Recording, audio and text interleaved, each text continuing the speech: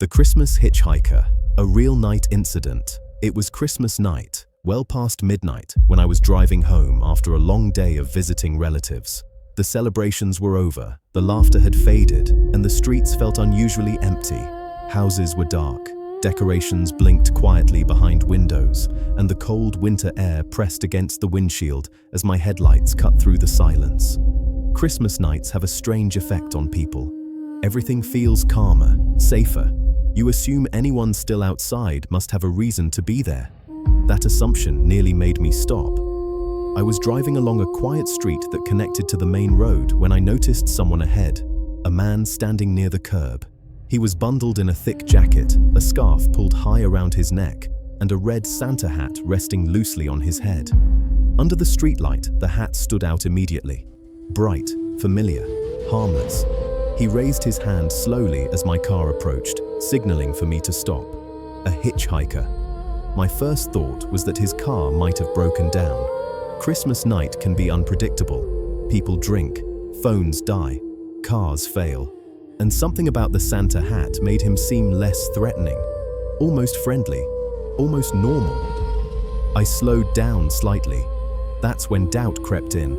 There were no parked cars nearby, no hazard lights, no sign of trouble. Just him, standing alone, watching my car carefully as it slowed. Before I continue, if you are enjoying our video, please like and subscribe. As I got closer, I noticed something else. He wasn't shivering. The temperature was low enough that I could see my breath inside the car, yet he stood completely still. Calm, patient, waiting. That uneasy feeling settled in my chest. I stopped just far enough to keep distance and cracked my window open slightly. I asked where he was headed. He answered immediately, without hesitation, pointing toward a darker side street and saying his place was just a short walk from there. His response felt rehearsed. While he spoke, my headlights briefly illuminated the area behind him, and that's when I saw movement.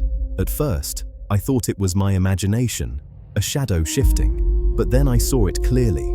Another person, standing farther back, partially hidden between two parked cars just beyond the streetlight.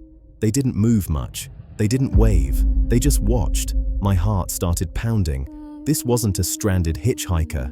This was a setup. The man by my window leaned closer, his voice dropping slightly, his tone changing.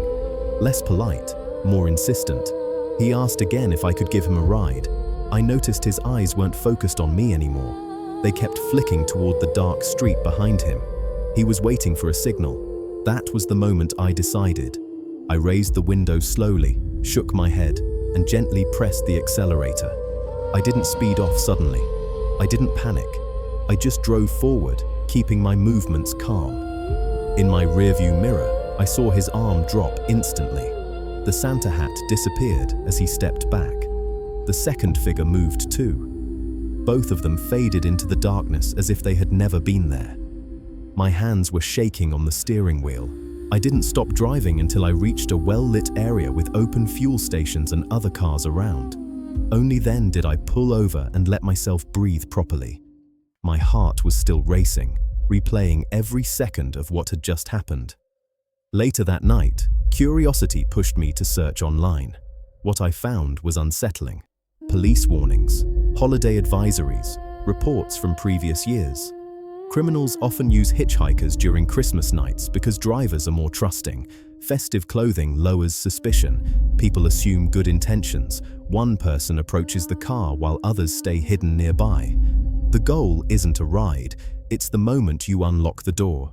What happened to me wasn't random. It wasn't bad luck. It was planned, timed perfectly for a night when people's guards are down. Since that night, I've made strict rules for myself. I never pick up hitchhikers, especially at night. I never stop for strangers on quiet streets. And I never ignore that feeling when something doesn't feel right. Because danger doesn't always look dangerous. Sometimes it smiles, sometimes it waves, and sometimes it wears a Santa hat on Christmas night waiting for you to trust it.